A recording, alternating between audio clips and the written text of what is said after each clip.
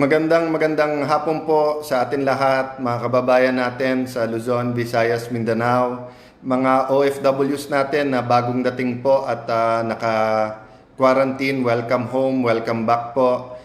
Dun po sa mga LGUs at mga hotels po na nag-host sa atin mga OFWs, kahit may concern about COVID-19, maraming salamat sa inyo. Thank you po for being good people, good Christians at kung anuman religion natin po, no, by accepting and hosting and helping yung mga OFWs natin umuwi. Mga OFWs natin all around the world, nagmo-monitor din po kami through DFA and through of course CNN, BBC, at nakikita din po namin ang hirap ng inyong kalagayan. So mga OFWs po sa Italy, sa US po, at saka sa ibang bansa na medyo sa UK, no, na medyo laganap yung COVID. We're praying for you. Katulad din nung OFWs natin sa China yan, sa Korea, malalampasan natin to, tulong-tulong tayo. So today, allow me to start to put context sa ating pinag-uusapan, no. Tandaan po natin na the start of the 18th Congress, more than 300 members of Congress, lahat ng distrito around the country, and lahat ng mga party list representatives, we promise you that we will give you a relevant, reliable, and responsive Congress. No? Yung po pangako namin sa inyo, relevant, reliable, at responsive. At this point in time, there are three ways that we can do that. No? First is through legislation and oversight. Second is through taking care of our districts, donating, getting donations together, and helping in our own quiet way. O yung iba ina-announce, not for the sake of announcing it, pero para makatulong yung iba. But pangatlo din is to keeping you informed. Not for the purpose of simply keeping you informed, but because we want you part of the process. We want you to be part of the decision making. So in the same manner na pinararating ng mga kapitan yung sentimento nila sa mga mayor, yung mga mayor pinaparating sa congressman nila. So I'd like to thank Deputy Speaker Abu and Congresswoman Collantes, no, sa pag-iikot nila sa distrito nila to explain what's happening at magkaroon ng feedback. So nakakarating po sa amin yan. No? So yes, in behalf of Congress, either the Majority Leader Martin Romualdez is speaking to you directly through the DCC, or myself together with Deputy Speaker El Rey, Minority Leader po natin na si Bishop Abante ng Manila, or through Eric Yap, Chairman ng APRO, or together, no, yung Oversight Committee. But yung lahat ng feedback po nyo ay binabato din namin. So, let's continue this conversation because it's important that all of our people in government ay well-informed sa mga nangyayari, especially on the ground, no? So, Holy Week, nag-start po tayo ng Palm Sunday po yesterday. Ano po ba ang Palm Sunday? Di ba ito yung triumphant entry ng ating Panginoon Jesucristo sa loob ng Jerusalem, no? And he was on a donkey, and a donkey symbolizes peace. So rather than a military conqueror na nakakabayo o chariot entering, he entered as Lord and Savior on a donkey, and sinalubong siya ng husto ng mga tao, kaya po tayo may palaspas, no? Or we reenact and we go to church and remember that time na inacknowledge po siya ng Jerusalem. But kung titingnan nyo po, between the time na ng Palm Sunday sa Last Supper, and then when Judas betrayed the Lord Jesus, and then pagdating po sa kanyang trial, hindi ba tinanong po, sinong papakawalan natin? Yung isa pong known murderer and thief o ang Panginoon? Ang pinili po nila, pakawalan yung thief and murderer, no? So, I wanted that as a spiritual reflection, but also as a example of human nature. Human nature po natin talaga na emotional at nag-iiba. So today bida, bukas kontrabida. Today mabango yung administrasyon, bukas mabango yung oposisyon, the next day mabango na naman administrasyon. Sa mga sports celebrities, sa mga artista, meron uso, meron na of course meron mga lifetime favorites, pero up and down yan no? So I wanted to reiterate that during this time that we are at war with COVID-19, there are only two sides. Side ni COVID-19 and sino makakakampi niyan? Kakampi niyan po yung mga nagsispread ng fake news, yung pong mga gusto mag-profit, yung profiteering, yung gina-jack up talaga ang presyo during this time. Kasama dyan yung mga nagko-cause ng panic intentionally I mean, some of us can cause a concern or panic unintentionally. Part yan na dapat i-address. But anything that helps COVID-19 or the new coronavirus defeat us, yan ang nasa side ng corona. And I would think that 100% of humans should be on the side of defeating COVID-19 or new coronavirus, no? So I want to give that context before we start answering mga questions ng media at saka ng mga netizens, 'di ba? Kasi minsan may partisanship pa rin, may politika, minsan parang eto sinabi ni Alan Cayetano, eto naman sinabi ng IATF, eto naman sinabi ng DSWD. You know, we're working together. And we're all here to try to clarify and to inform you and to give you information, but also get your feedback. So we're on the same side.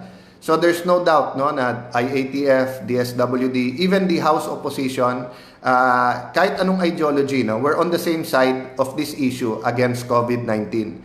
We might have different ideas, pero we're magkakampi tayo dito, we're on that side. So having said that, allow me to first talk about yung sinabi ko kanina, and then also yung questions, no? But remember a few days ago, binanggit ko po sa inyo na isang napakasama na nangyayari, and we say napakasama with understanding. There's a lot of fear, there's a lot of uncertainty, there's a lot of concern. There's a lot of love for your family members, kaya nagkaka-discrimination sa ibang health workers at dun sa mga nag-positive na COVID-19. And I was saying that if we do it that way, lalong gugulo, di ba? I mean, yung mga medical professionals and health workers they can choose to stay at home, they can choose to use their savings, they can choose to just continue their practice afterwards. But they took an oath to do no harm and to save every life that they can. So they're going to work precisely so that may lumalaban sa disease na to at may nagte-take care sa atin, no?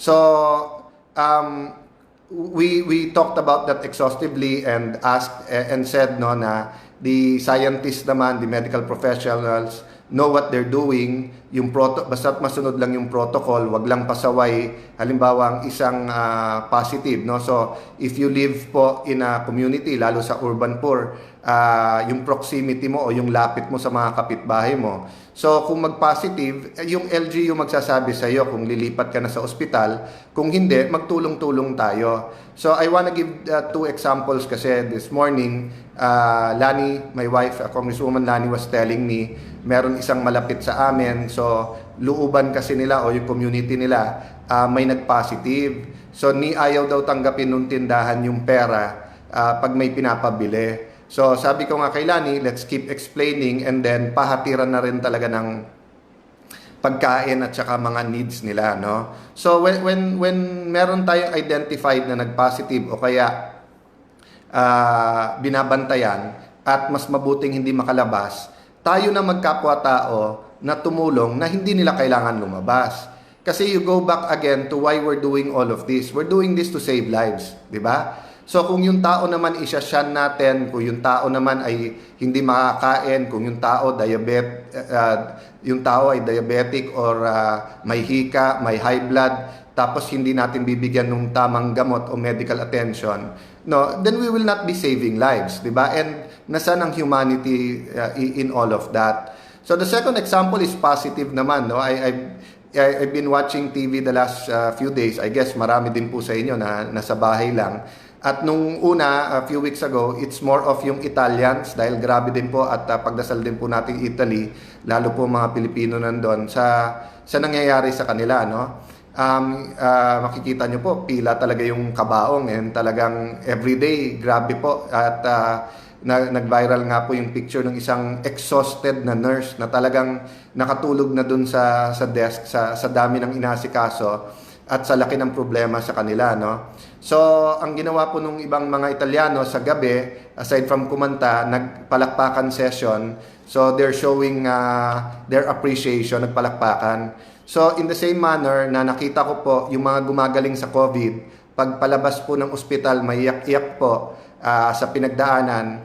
Pero ganun din po ang babaw ng luha ng mga health workers because they risk their life.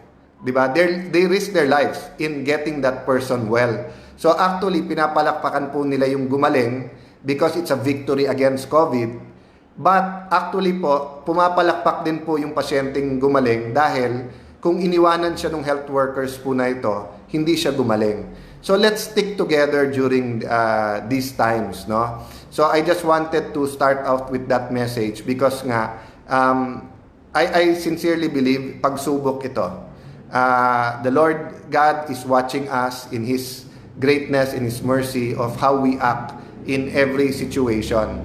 We will look back at this time not only as a time of significant change, we will look back at it as a time of physical, social distancing, pero we will also measure. So sa physical social distancing, mine-measure natin a meter or 2 meters away. Mine-measure natin yung droplets, gaano kalayo umaabot ito para makahawa. But we will also be measuring social cohesion or yung sinasabing love your neighbor as you love yourself. We will be measuring what did we do, how did we react. So again po, hindi ko minamasama yung concerns. Mahal mo pamilya mo, you want to protect them, and hindi po namin sinasabing hindi dapat disiplinahin or hindi dapat kumilos ang gobyerno sa pasaway. So halimbawa kung meron pong positive tapos ikot pa rin ng ikot, pumupunta pa rin po sa mga public places, siya pa rin ang nagro-grocery, siya po ang bibili dun sa ospital, mali po yon because makakahawa. And I think that's one reason po na nung binabantayan ko po yung sa US, may suggestion na po na pag lumabas mag-mask kasi pag asymptomatic, hindi mo po alam na meron kang COVID, baka makahawa kung yung droplets ay umabot sa iba, no? So, let me go to the questions. First po, dun sa report, hinihintay pa natin, but may nagtanong po, I think that's, unahin ko na yung question na yon, no? Kasi tinanong po nung isang reporter and tumatawag sa akin yung ibang mga kongresista to get their copy of the report. Usually pinipicture namin, then we send a copy right away electronically para meron na sila, no? Let me see. Yan. Okay.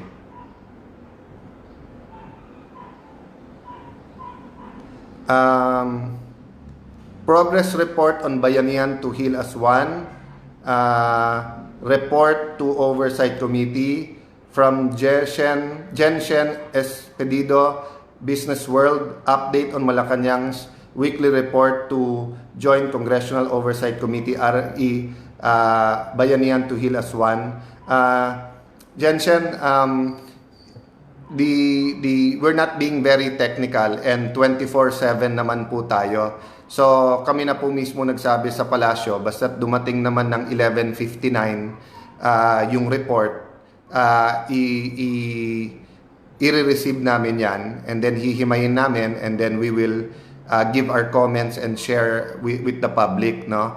So the report is just to have a formal way na lahat tayo informed, but every day nag-briefing naman yung IATF. And I think on Mondays, nagsasalita ang ating Pangulo. So let's wait for the announcement. But actually, his speaking is also part of the report, no? So may written at may oral part of the report dito. So we'll get back to you pag na-receive na namin yung report, and sa mga nanonood sa Facebook at nagko-comment, I'll go through it with you again, no? So question, okay, from Mel Caspe, RVFN, Borongan City. Maupay nga aga speaker o hapon na. Bakit po kailangan may kota ang mga beneficiaries ng 5 to 8 lalo na po sa probinsya? From Jess Gaduco, hi Jess, no? IBC 13, marami pa din po confused lalo sa mga barangay sa pamamahagi ng card per household. Pinipilit pa rin po ng ilan barangay na maghati ang ilang pamilya sa isang form. Paano to ma-address? Okay. Before I answer that, kanina sinabi ko na, there's no him or her, us or them, conservative, liberal, communist, or whatever, Christian, Muslim. Here, it's COVID-19 versus all of us. So, I want to share the simple principle, no? Sa lahat ng pag-uusapan natin at sa lahat ng ikla-clarify po natin, I think we go back to yung purpose ng gobyerno, purpose ni President Duterte, purpose ng economic team at ng Kongreso sa batas na to. Okay? And when you talk about this law, yung Bayanihan to Hilas 1, you talk about COVID-19 because it's a response, di ba? It's a response to COVID-19. So our response to COVID-19, which is based on scientific advice, is mag-lockdown or magkaroon ng community quarantine and later on the enhanced community quarantine. So the problem with the community quarantine is nag-uunahan ngayon anong papatay sa iyo, COVID-19 o yung gutom.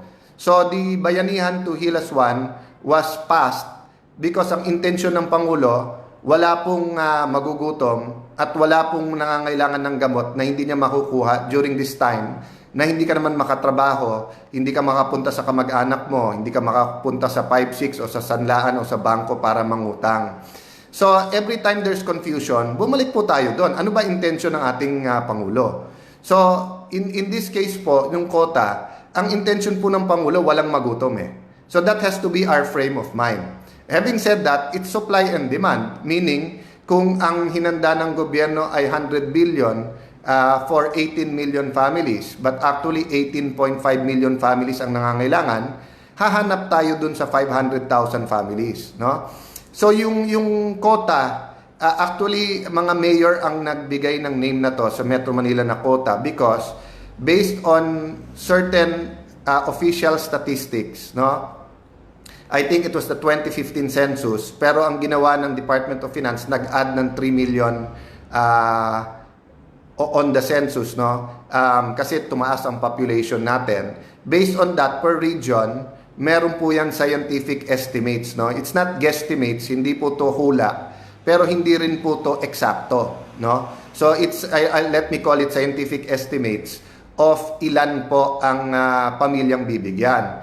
So as these numbers come out, halos lahat po ng kapitan at mayor ay nagsasabi ng kulang, no? And part of the confusion is, let me jump to one question kasi I think papasok din dito, no?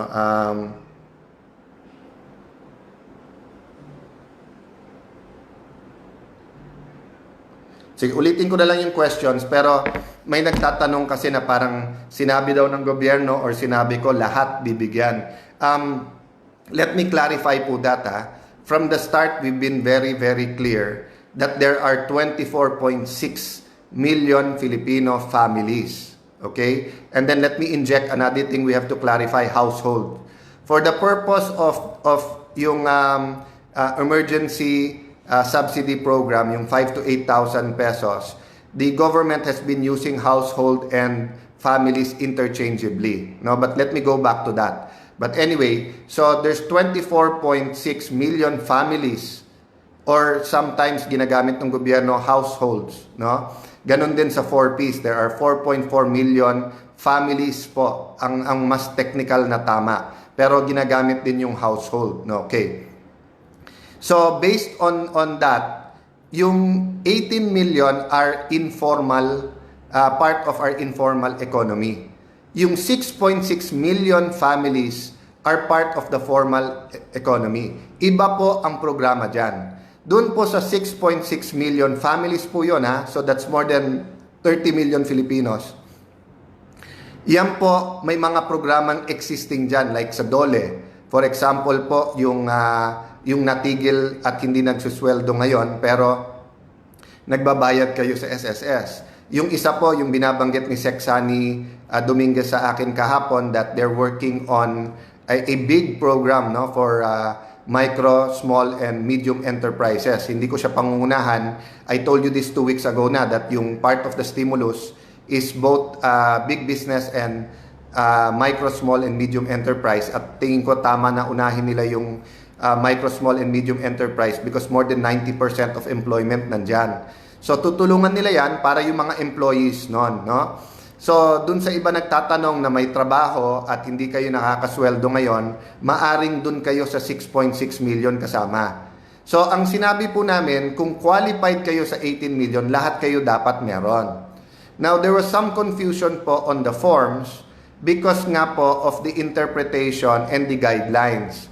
So, I got a chance to speak to Sec Dominguez and Sec Rolly Bautista, Yusek Amy, and the Office of Senator Bongo kahapon. Nagkaroon kami ng mabilisan na pag-uusap sa telepono. And kung titignan mo kasi yung guidelines, yung SAC or yung Social Amelioration Card, ito ay ginagamit pang-identify. Pero ang nangyari sa implementation, kung ilan lang ang ibibigay sa city mo, yun din lang ang number of forms, 'di ba? So going back to the household, no? Kung titignan niyo po sa dictionary, ang nakalagay po ng meaning ng household, it's number of people in a house and measured as a unit, no? Other definitions is yung laman ng bahay, pero halimbawa sabay kayo kumakain or preparation and everything. So to give you context, hindi po lingid sa kaalaman ng Department of Finance at ng economic team that in fact, in the Philippines, lalo sa highly urbanized, maraming pamilya sa isang bahay. So rather than mag-argue tayo kung sino tama, dictionary, etc., kasi nasa mga guidelines na yan, dun sa mga nakikinig na mag-i-implement, at tandaan nyo po, I'm addressing myself to the public, I'm addressing myself to the LGUs, hats off sa inyo talaga bumagsak ang problema, pero pakiusap nga ng Pangulo at tulungan ng national government. And of course, I'm talking to the national government, specifically DSWD and the task force, no? So, to take out confusion, Tagalogin na lang natin, o let's use the Filipino language. Ang isang bahay, maaring maraming pamilya. So, kung ang laman ng bahay mo ay 3 pamilya, at 2 pamilya doon ay qualified, edi yung 2 pamilya makakatanggap. Kung 3 pamilya ay qualified, edi yung 3. Kung 3 kayong nandyan at sa formal economy kayo, di ba? Example, hindi bahay, compound. So may mga kaibigan po ako sa compound nakatira, nandun pa yung magulang, 4 silang magkapatid, tig-isa silang bahay, yung bunso ay single, pero yung first, second at third na panganay ay meron ng pamilya, di ba? So actually, bibilangin mo ilan ang pamilya doon. So in dictionary terms, isang household 'yon, pero maraming pamilya. But as I said, because it's being used interchangeably sa mga guidelines, clarify namin, ang ibig sabihin ng household in this context is pamilya. So Tagalogin na lang natin. Yung isang bahay, maaring maraming pamilya. Okay? Pero wag nyo po sisihin si Mayor, wag nyo pong sisihin si Kapitan, because there are only 2 possibilities sa mangyayari. Kasi ibibigay at ibibigay sa inyo to. One possibility is that hindi kayo qualified, and that means may ibang programa that you will qualify pag kailangan ka nun. But not the ESP program, no? Yung Emergency Subsidy Program. So maraming ibang program, DSWD, DOLE, Department of Agriculture, and then may inaayos po ang economic team led by Sec Dominguez for micro, small, and medium enterprises. And then later on, with the business community at yung mga nag-a-advise and kasama Central Bank, there will be more programs for the economy, no? The second possibility is that kulang talaga.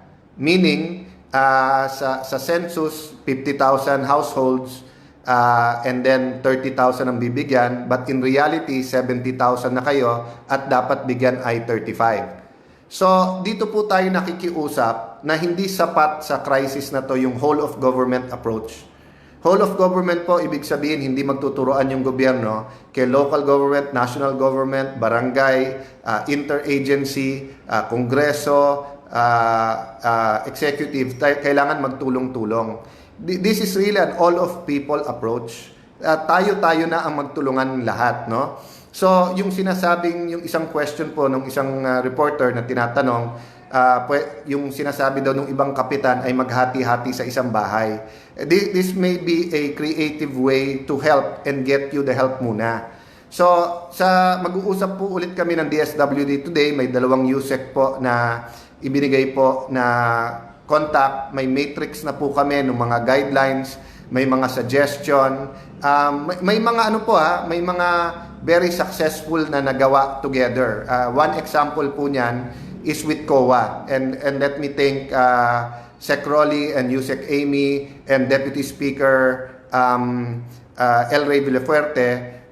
And of course, thank you to Chairman Aguinaldo. By working together, naayos nila yung guidelines ng COA kasi under the existing guidelines ng COA before this emergency, pag meron pang unliquidated yung LGU, hindi pwede mag-download yung DSWD. Pero kung hihintayin natin yan, meron mga LGU o marami, hindi mada-download yung ESP or yung Emergency Subsidy Program. So by working together, no, walang camera to, walang press release, by working together, the people I mentioned were able to put this together. Si Majority Leader Romualdez, marami din kausap everyday, no? Yung iba pong, yung ating pong economic cluster, si Joey Salceda, si Sharon Garin, si Congressman Kua ng Quirino, no? All of them are working. Si Chairman Yap with Deputy Speaker Pulong, si Deputy Speaker Loren Legarda, no? So hindi ko na ma-mention lahat, pero walang cameras, walang press release, nakikipagtulungan. Another thing that we got done with DSWD is sa mga LGU ngayon, nauna na yung download ng pera kahit inaayos nyo pa yung forms and identification. Sa unang guidelines, baliktad, no? Or sa draft ng guidelines, hihintayin muna lahat. Tama po si Deputy Speaker El Rey na marami pong LGUs at napakalaking pera po na to, 100 billion per month. Mahirap yung banking process at yung ganito kalaking pera. So at least kung nasa inyo na pera, nada-download na, if you take 2 or 3 days to finish yung listahan bago ibigay, nasa inyo na yung pera, no? Another thing po that was got done, yung house to house, no? So na sunod po yung sa March 21 meeting po, sinuggest po ng House panel na house to house po ang validation, ang delivery, at meron po tayong infographics na nakapost dito sa Facebook ko, no? Ang hindi pa po namin natatanggal dyan, at yan po ay gusto namin i-work out sa DSWD, yung pong liquidation, meron pa hong pirmahan o payroll. Kasi sa panahon po ngayon, hindi dapat tayo lumapit, may social distancing. Pangalawa po, the droplets can be on the ball pen, on the paper, no? So ito po so far is not a COA regulation. But wala namang masama na makipag-ugnayan sa COA ang executive branch, no? So far it is the bureaucracy or the DSWD. And hindi po natin masisi ang DSWD because in the past, pag wala yan, sila pa nakakasuhan. But let me go back to my experience sa DFA po. And again, hats off sa atin SecGen ngayon at dati po nating Undersecretary na si Joel Montales. Alam nyo, nung bagong dating siya sa DFA, sinabi ko na kailangan talagang maayos yung problema sa passport. And una niyang tinanong, ano mga kailangan at kulang? At ang sagot sa kanya ng DFA, kulang na kulang sa tao. So sabi, sige, hire tayo kagad ng tao kahit Saturday, Sunday, magte-training tayo. Yung una, sinabi po ng bureaucracy, 3 months eh. Nagalit pa si Yusek Joel, hinimay niya isa-isa yung requirements. Nagawa po to 1 month instead of 3 months. Another example is yung electronic payment at actually yun ang nakasolve eh. Kasi about 30-40% nagre-reserve tapos hindi dumadating. Yung iba po mukhang harmless o hindi nila sinasadya, but yung iba po binebenta yung slots kaya pinupuno. But with electronic payment, bayad ka na bago ka makakuha nung bago ma-finalize yung appointment mo. So humalos 100% yung dumadating. Alam niyo po yung electronic payment po na yan, 1 year na pala na sa DFA. Even before I came there, pending na. So that's what I'm saying po, that there are real reasons sometimes dun sa tinitira natin na red tape. But extraordinary po sitwasyon ngayon, kaya kailangan extraordinary ang solusyon natin. So we have to work closely with the different agencies and ano pa ba makakatalo dun sa picture na inaabot mo ang pera at pati yung bahay kuha? 'Di ba? Everything unless i-photoshop mo, but napakawalang yana naman siguro nung yung kapitan na hindi bibigay. At saka yung nasa picture naman makakasalita yun kung binigay o hindi. So regarding guidelines is whether we agree or not, pareho naman po kami ng DSWD na ituloy nyo muna yung LGU kasama po ang mga field offices ng DSWD na i-start ipamigay ito. Doon po sa inyo nag-aalala na qualified kayo hindi makakatanggap, every minute, every day po dinidiscuss kung paano punuan yan. So hindi naman po to one time na bigayan ngayon lang, today lang, at yung hindi makakatanggap wala nang apela o wala nang pag-asa. So magtulungan po tayo. Pero kung meron po kayong kilala na lubos na nangangailangan, no? Gamot, dalhin sa ospital, pera, whatever, no? Tulungan na natin, 'di ba? Hindi lang naman gobyerno ang source ng tulong. So, yung pagtutulungan, doon ako babalik ulit. This is the whole of people approach. Lahat na tayo dito, no?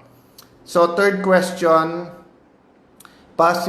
may nabanggit po sa isang araw si DSWD Secretary Bautista na posible more than 18 million household talaga ang kailangan maabutan. Ito po yung sinasabi ko sa inyo kanina na isang problema, qualified ba kayo? Baka doon kayo sa 6.6 million. The other one is the actual survey. So nire-recognize po to ng DSWD and in case kulangin ang 200B, may move pa ba mapag-usapan ng executive at legislative ang supplemental budget? The Bayanihan to Hilas 1 does not limit to 275 billion pesos. The executive can find other sources. But it's not that easy. It's quite tricky, no? Bakit po? Kasi po, pag bumaksak ang ekonomiya natin, marami din pong magugutom. So, recognize po ng gobyerno na madali pong buhayin ang ekonomiya, pero ang patay, hindi nating kayang buhayin, no? Having said that, the economic team is working hard na yung mga kukunin ng budget hindi makaka-apekto sa ating ekonomiya once na under control o matalo na natin tong COVID-19. Okay? Question, does DSWD authorize representatives to get cash aid? Well, kaya nga po natin gustong bahay-bahay kasi kung nandiyan ka sa bahay, hindi ka makakaligtaan. So, if you're someone who is working now and is in essential services, malamang po nandun ka sa 6.6 million eh. No? But for any reason, wala ka sa bahay, that's precisely why we're using LGUs, especially the barangay. So, if I was a barangay captain now, my brother, Mayor Lino, was a barangay captain, or if you're a mayor, at mayor po dati si Lani, alam ko napakahirap nung burden na ikaw mamimili sino makakatanggap at sinong hindi. That's why we're trying to help explain. One, we're finding more funds. Number two, we're together with the executive, dinadagdagan natin yung programa. But number three, nakikiusap tayo na kung ano muna ang ibinigay, tuloy-tuloy natin ipamigay, di ba? So I've been talking to also other mayors na kaibigan ko, and kanya-kanyang gawa ng paraan eh. So ang task namin today is to work with DSWD to simplify in one memorandum circular all the guidelines to take out lahat ng unnecessary, no? So kung may ideas po kayo, ibigay nyo lang, no? And sandali. just to acknowledge din, no, may nag-forward sa akin. Let me just see if it's, kung makikita ko kaagad.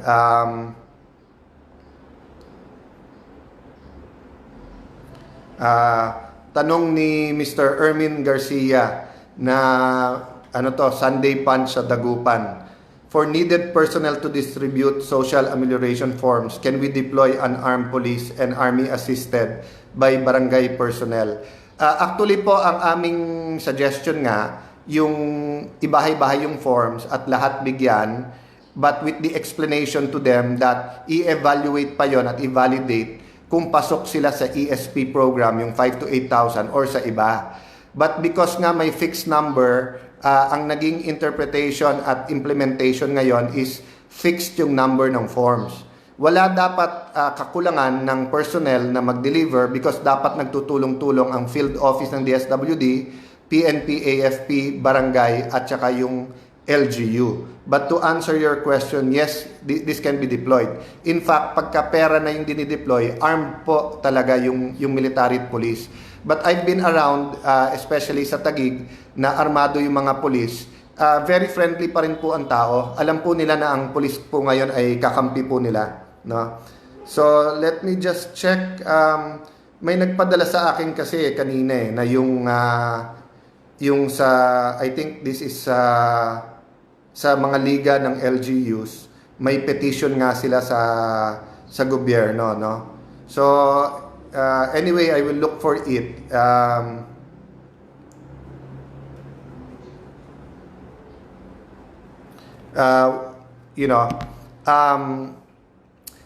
Yung lahat ng pinapaabot nyo, yung maging ulap yan, maging Governor's League, Mayor's League, Councilor's League, ipaabot nyo lang po, no? But isa po tayo ng adikain at ang gusto talaga ng Pangulo, lahat mabigyan. Pero tandaan po natin, yung gusto niya at yung mekanismo at yung pera are two different things.